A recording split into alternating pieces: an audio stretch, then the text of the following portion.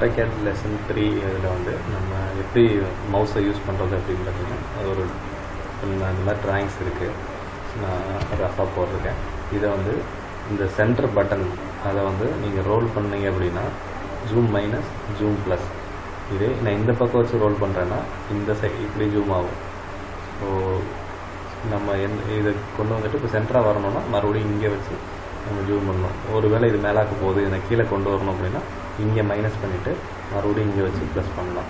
இல்லை இந்த பக்கம் போயிடுச்சு இப்போ இந்த சைடு கொண்டு வரணும்னா இங்கே வச்சு மைனஸ் பண்ணிவிட்டு இல்லைன்னா கொஞ்சம் இப்படி வச்சுட்டு சென்டராக இது வந்ததுக்கப்புறம் நம்ம இப்படி பண்ணிக்கலாம். ஸோ இந்த மாதிரி தான் நம்ம வந்து ஜூமிங்கில் வந்து கொண்டு வரணும்.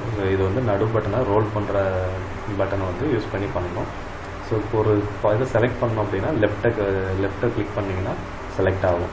இப்போ ரைட்டு கிளிக் பண்ணிங்கன்னா அதுக்கு என்னென்ன ஆப்ஷன்ஸ் இருக்குங்கிறது ஒரு வழக்கம் போல தான். ஸோ லெஃப்ட்டு வந்து செலெக்ஷன் இதுக்கு யூஸ் பண்ணிக்கலாம். இப்போ இந்த மாதிரி ஒரு தடவை லெஃப்ட்டு கிளிக் பண்ணி இப்படி ட்ராக் பண்ணி இழுத்துட்டு வந்தீங்க அப்படின்னா, அதாவது கிளிக் பண்ணிகிட்டே இழுத்தீங்கன்னா இந்த மாதிரி கண்ணாபின்னான்னு செலக்ட் ஆகும். இது பழைய வெர்ஷனில் இப்படி ஆகாது. புது வெர்ஷனில் வந்து இப்படி அடிஷ்னலாக வந்து கொடுத்துருக்குறாங்க.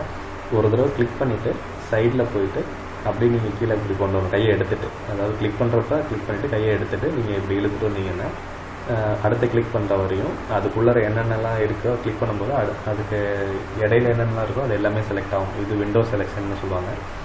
ஸோ எஸ்கேப் கொடுத்துக்கிறேன், மறுபடியும் பண்ணுறேன். இப்போ இங்கே கிளிக் பண்ணிவிட்டேன், கையை எடுத்துட்டேன்.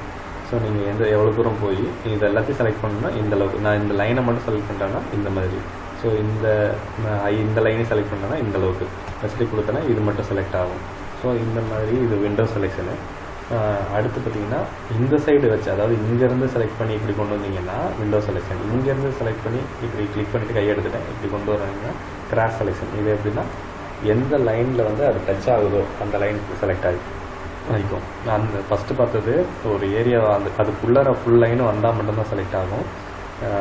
இது இன்னொரு வித்தியாசம் கூட காமிக்கிறேன். இப்போ பார்த்தீங்கன்னா இங்கேருந்து செலக்ட் பண்ணுறேன், இதுக்குள்ளே லைன் கவர் ஆகிடுச்சு. ஆனால் இந்த டேப்பர் லைனில் இது இருக்குது, ஆனால் அது டேப்பர் லைன் செலக்ட் ஆகாது.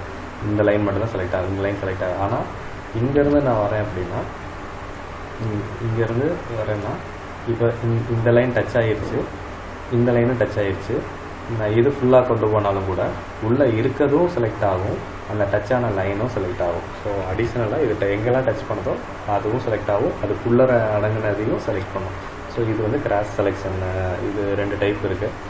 ஸோ நமக்கு எது இல்லைன்னா கிளிக் பண்ணி டெலிட் கொடுத்தாலும் டெலிட் பட்டனை ப்ரெஸ் பண்ணிங்கன்னா டெலிட் ஆகிரும். ஸோ இந்த மாதிரி மவுஸை வந்து யூஸ் பண்ணலாம்.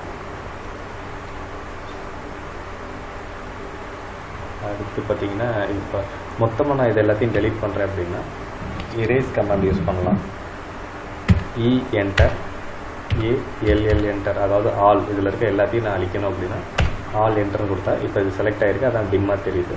மறுபடியும் என்டர் அடிச்சிங்க அப்படின்னா மொத்தமாக டெலிட் ஆகிரும். ஸோ அடுத்ததில் லைன்ஸு கமெண்ட்ஸ்லாம் எப்படி யூஸ் பண்ணலாம் அப்படிங்கிறத நம்ம பார்க்கலாம்.